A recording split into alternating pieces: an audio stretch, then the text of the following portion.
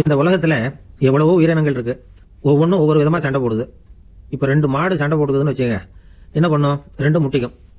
அதுக்கு சண்டை போடுறதுக்கு ஆயுதமா உபயோகப்படுறது அதோட கொம்பு. 2 சேவல் சண்டை போட்டுக்குதுன்னு வச்சுங்க, அதுக்கு ஆயுதமா உபயோகப்படுறது அதோட கால் நகம்.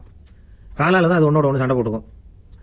ஆனா 2 மனுஷன் சண்டை போட்டுக்கிறான்னு வச்சுங்க, இவன் இன்னதை தான் ஆயுதமா உபயோகப்படுத்துவான்னு குறிப்பிட்டு சொல்ல முடியாது. கல்லை எடுப்பான், கத்தி எடுப்பான், துப்பாக்கி எடுப்பான், என்ன வேணாலும் பண்ணுவான். வாயால திட்டுவான், கையால் அடிப்பான், காலால உதைப்பான், சகலகலா வல்லவன். விலங்குகள்லாம் பொதுவா வாயை சாப்பிடறதுக்கு மட்டும்தான் உபயோகப்படுத்துது. ஆனா இவனுக்கு சாப்பிடறதுக்கும் அதுதான், சாப்பிட்டு விட்டு திட்டுறதுக்கும் அதுதான். ஆனா ஒரு விஷயத்துல மட்டும் கெட்டிக்கிறேன். அதாவது நாம சண்டை போட்டுக்கிட்டாலும் பரவாயில்ல, கோழிகள் சண்டை போடாம இருக்கணும் அப்படின்னு ஆசைப்படுறான். எதுக்காக? கோழிகள் சண்டை போடாம இருந்தா நிறைய முட்டைகள் போடுமா, அதுக்காக தான் இந்த அக்கறை. கோழி பண்ணை வச்சிருக்கிறவங்களுக்கு இது ஒரு பெரிய பிரச்சனை. அதாவது பண்ணையில் இருக்கிற கோழிகளுக்குள்ள அடிக்கடி சண்டை வந்துடும். அதனால முட்டை உற்பத்தி குறைஞ்சிரும்.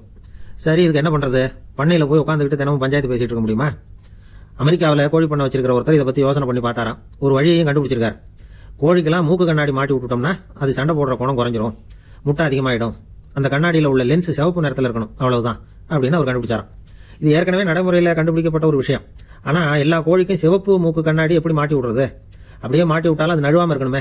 இப்ப நாமெல்லாம் நடுவரலால மூக்கு கண்ணாடி நடுவில் தொட்டு அப்படி ஸ்டைலா சரி பண்ணிக்கிறோம். அது மாதிரி கோழி எப்படி சரி பண்ணிக்கும்?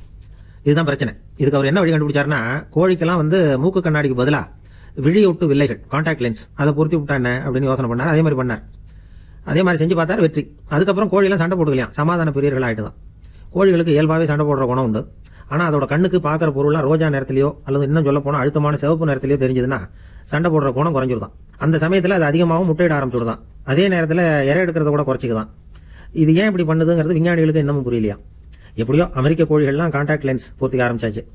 கோழி கழுத்தை பிடிச்சிக்கிட்டு ஒரு சில வினாடிகள்ல அதை பொருத்தி போடுறாங்களாம். கோழியோட ஆயுள் பூரா அது அப்படியே இருக்குமா. பண்ணையில முட்டை உற்பத்தி குறைஞ்சா இது மாதிரி விஞ்ஞானபூர்வமா பரிகாரம் தேடுறது தான் நல்லது. நமக்கு வேண்டியப்பட்ட ஒருத்தர், அவர் ஒரு கோழி பண்ணை வச்சிருந்தார். அந்த பண்ணையில பாதி கோழி திடீர்னு செத்து போச்சு. உடனே ஒரு கால்நடை மருத்துவர்கிட்ட போக வேண்டியது தானே, அங்க போகல. உள்ளூர்ல மந்திரம் பண்ணிட்டு இருந்த ஒரு சாமியார்கிட்ட போனார். அவர் காலில் விழுந்தார். சாமி, என் பண்ணையில பாதி கோழி செத்து போட்டுதுன்னார்.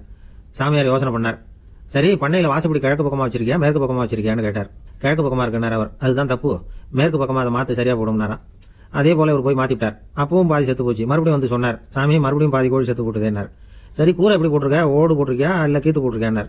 ஓடு போட்டிருக்கேன்னாராம் அவர். அதுதான் தப்பு, கீத்து போட்டுரும், சரியா போடும்னாராம். சரின்னு போய் அதையும் மாத்தி பார்த்தார். மறுபடியும் போயிட்டு கோழி செத்து போச்சு. வந்தாரு, மறுபடியும் பாதி செத்து போச்சு சாமின்னு வந்தார். இவரும் யோசனையை மாத்தி மாத்தி சொல்லிட்டே இருக்கிறார். இப்படி அவரும் மாத்தி மாத்தி பார்த்தார். 6வது தடவை அவரை தேடிட்டு வந்தார். அந்த சமயத்துல இவர் ரொம்ப தீவிரமா யோசனை பண்ணி பார்த்துட்டு, அது சரிப்பா, நீ என்கிட்ட சளைக்காம வந்துட்டு இருக்கிற, நானும் யோசனை சொல்லிட்டு இருக்கேன். இப்பவும் உங்ககிட்ட சொல்றதுக்கு என்கிட்ட யோசனை நிறைய இருக்கு. ஆனா சோதிக்கிறதுக்கு உங்ககிட்ட கோழி இல்லையே, என்ன பண்றது அப்படின்னாராம் இவர்.